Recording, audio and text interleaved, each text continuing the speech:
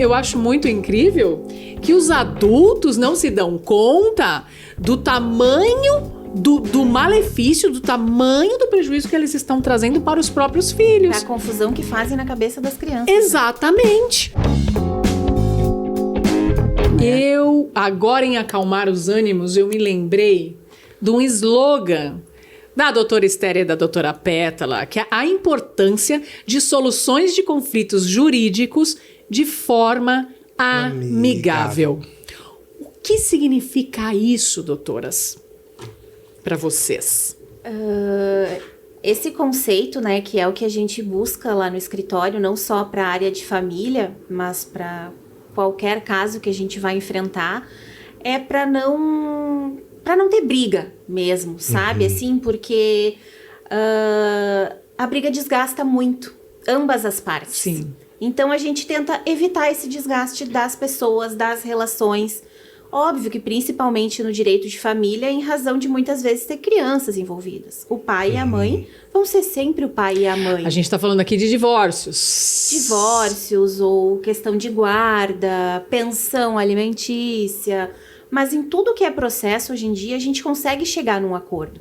E a gente sempre busca voltar para esse lado, para que as partes não se desgastem neste processo, né? O acordo que tu fala é um acordo antes de entrar num processo jurídico, é isso? Antes, durante, né? O acordo ele é possível em diversos momentos do processo. Nós podemos ingressar em juízo já com um acordo pronto e só pedir a homologação do juiz para ele ter validade, ou então durante um processo onde as pessoas estão ali brigando, se desgastando, sabe, chegando num limite, a gente pode, no meio desse caos todo, tentar apaziguar e fazer um acordo e resolver de uma forma mais amigável. E é possível isso? É possível. É possível.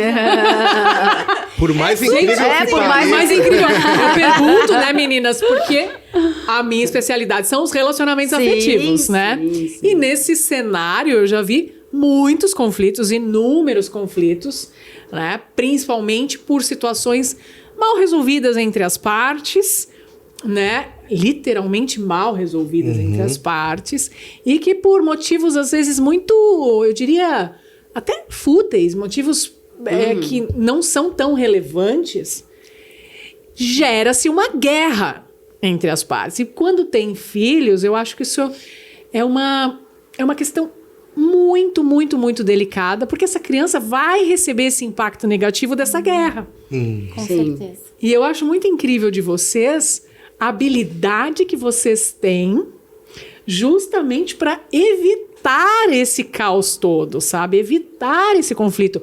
Eu diria que até trazer a lucidez. Isso é legal da lucidez. Essa parte da lucidez, às vezes o casal tá em conflito e aí né, o conflito vai se alongando. E aí, daqui a pouco, as pessoas, né, o casal não sabe por que tá brigando. Não sabe onde começou, né?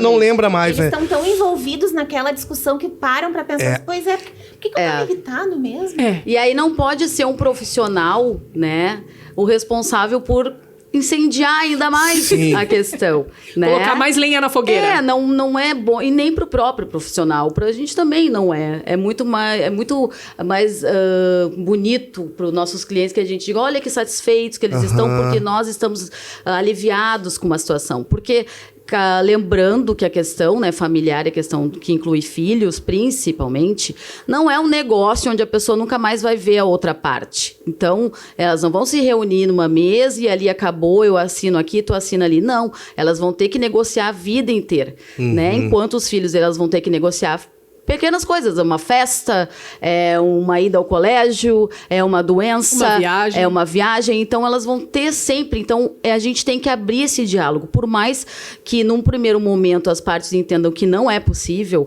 vai ser possível, vai ter que ser. Porque tem ali uma pessoa envolvida que os dois amam, né? Muitas vezes. Claro que há casos que não é possível, porque tem descaso de um dos genitores, dos pais, né?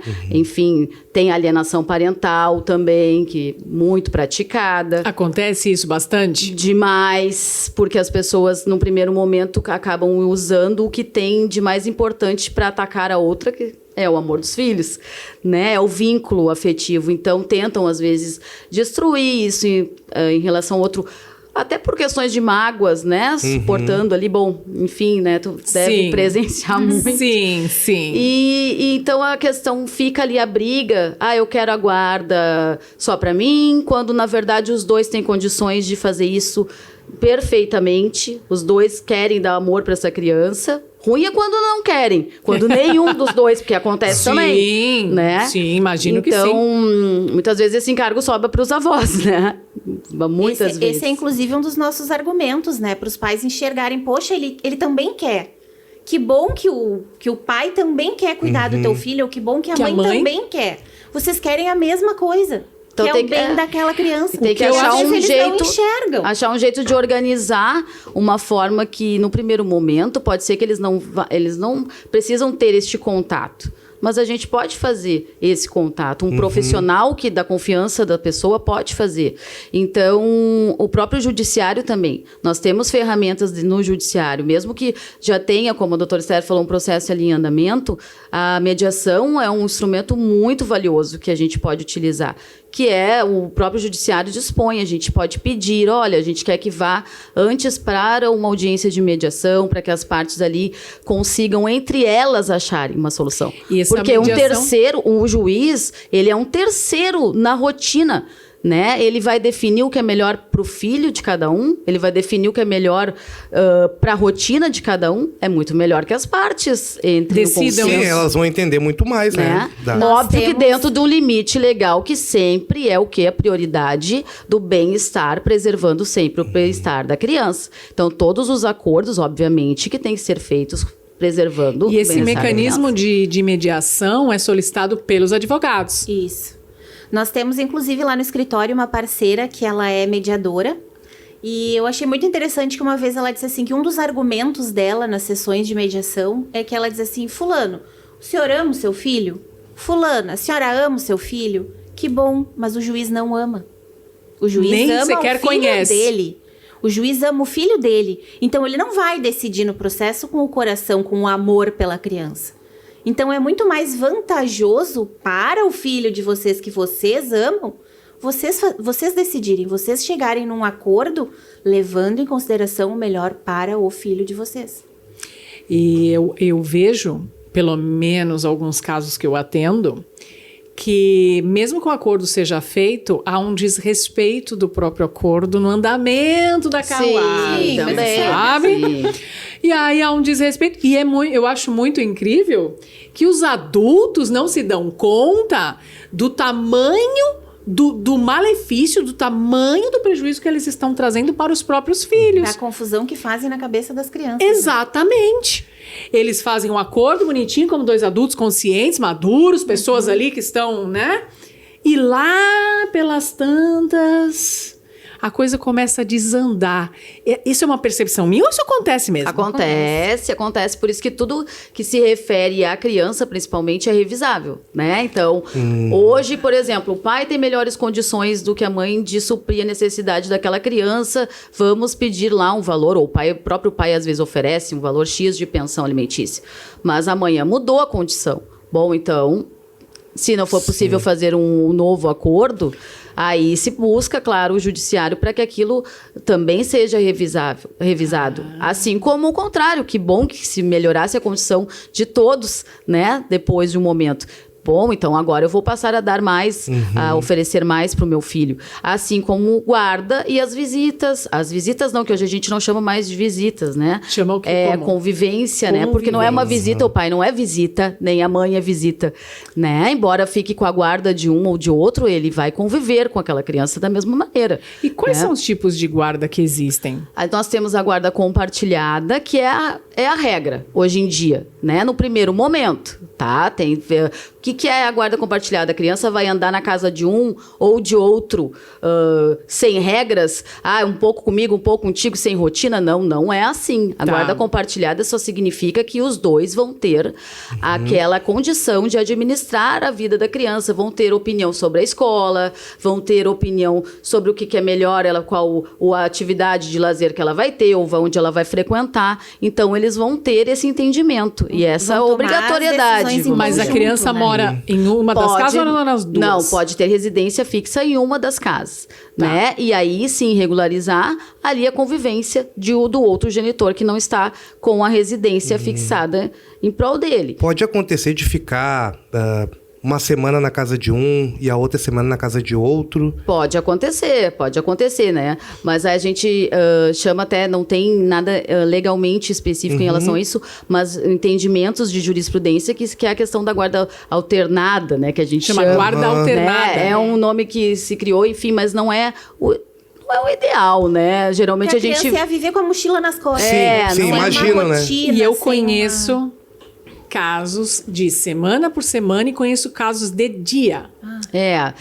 Dia. É uma confusão na cabeça da criança. Eu imagino. Fica muito inseguro, né? Mas assim, claro, acontece também que é a forma unilateral, quando não existe a possibilidade realmente de, enfim, que uma das partes, até por questões emocionais, né? Que às vezes a pessoa fica tão doente ou então entra num processo de sofrimento ali que ela também não consegue, né? Naquele momento, pelo menos, enxergar, né? Aí ela busca...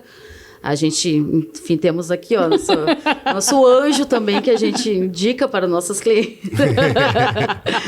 Enfim, também precisa de um outro tipo de assistência. De assistência. E também aí tem que ser a guarda unilateral no primeiro momento. Fica a cargo de um dos genitores a questão da organização. Não significa que o outro não tenha os seus deveres como pai ou como mãe. Não é isso. Eles não perdem o dever de assistir o filho, o dever, né, de proteger, de dar toda a questão que um pai e uma mãe têm que fazer. Só que a administração da rotina fica a cargo exclusivamente de uma parte. Né? Isso pode ser temporário, porque, como eu disse, como é criança, tudo pode ser revisado, porque as condições mudam, tanto psicológica dos pais, como financeiras, né? Então, fica melhor para a criança. Mas é óbvio que essa questão da guarda unilateral não é uma coisa que é decidida de um dia para a noite, assim, né? É uma coisa que tem um estudo social, tem um estudo psicológico para realmente avaliar as condições daquele genitor que não tem condições